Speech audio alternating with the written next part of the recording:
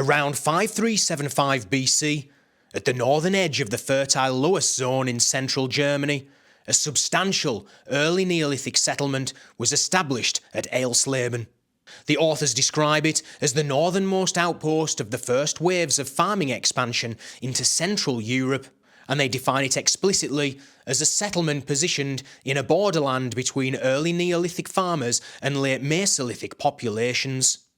Inside this enclosed farming settlement, archaeologists identified artifacts of probable Mesolithic origin, including a raw deer antler mask with direct analogies to the famous Mesolithic burial at Bad Dürrenberg, often referred to as the Bad Dürrenberg shaman, dating to around 7000 BC. And that leaves the experts asking one simple question. If this is one of the earliest enclosed farming settlements at the edge of Neolithic Europe, why does it contain tools, techniques, and symbols that belong to hunter-gatherer traditions? Why does this frontier settlement look like a mixture?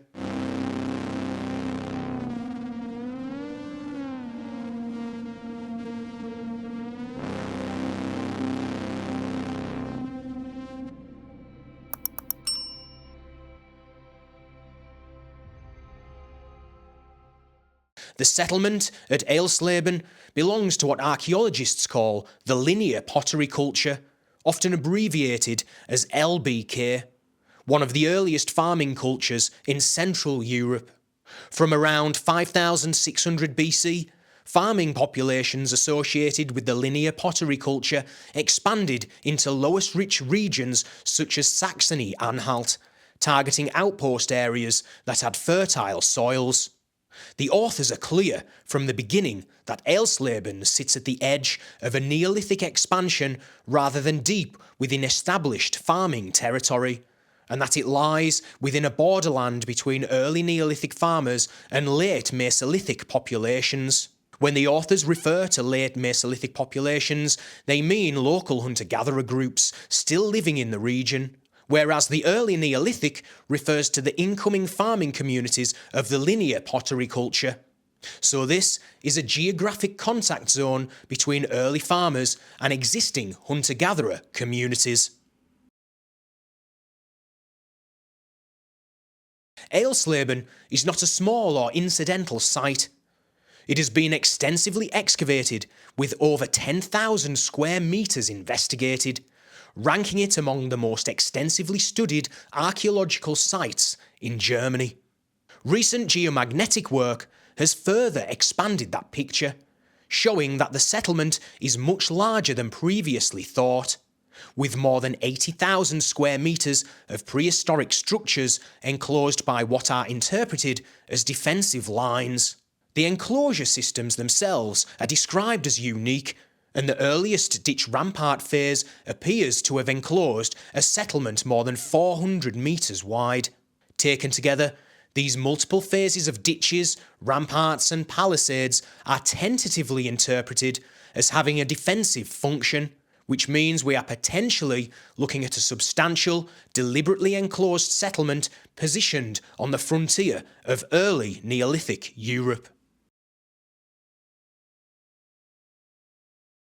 Recent excavations uncovered unusually well-preserved settlement layers, including concentrations of burnt daub preserved because they lay within a slight depression that protected them from later agricultural disturbance. The authors emphasise that this degree of preservation is exceptional for early Neolithic settlements in Central Europe, allowing activity areas to be examined in unusual detail. The interpretive focus of the article is made explicit in the section subheading Searching for the Mesolithic in the Neolithic. The authors state that the site contains artefacts of probable Mesolithic origin. Among these finds is a rich assemblage of antler tools suggesting on-site production, with types and techniques typical for Mesolithic assemblages. T-shaped antler axes are described as characteristic of late Mesolithic and early Neolithic contact zones. Antler punches and transverse flint arrowheads are said to point to contacts with local foragers. Although the site contains artifacts of probable Mesolithic origin, the majority of the tools reflect Neolithic traditions.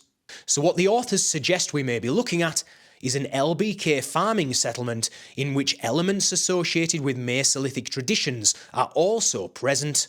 Within what the authors describe as a fortified settlement in a borderland between early Neolithic farmers and late Mesolithic populations, the appearance of artifacts of probable Mesolithic origin inside an LBK settlement becomes a question the authors explicitly set out to investigate. At the very least, this complicates any simple picture in which early farming spreads northward and Mesolithic ways of life simply disappear at the frontier.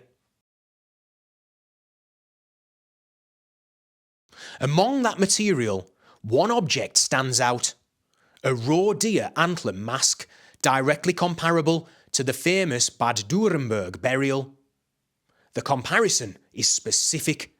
The authors identified direct analogies to that burial context.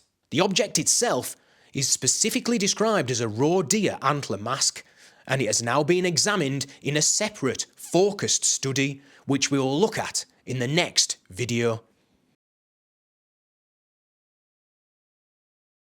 Eilsleben sits at the northernmost edge of early Neolithic expansion. It is enclosed by multiple ditch, rampart and palisade systems tentatively interpreted as fortifications, and it preserves exceptional settlement layers. And within that enclosed LBK farming context, it contains artifacts of probable Mesolithic origin, including a raw deer antler mask directly comparable to the Bad Dürrenberg burial.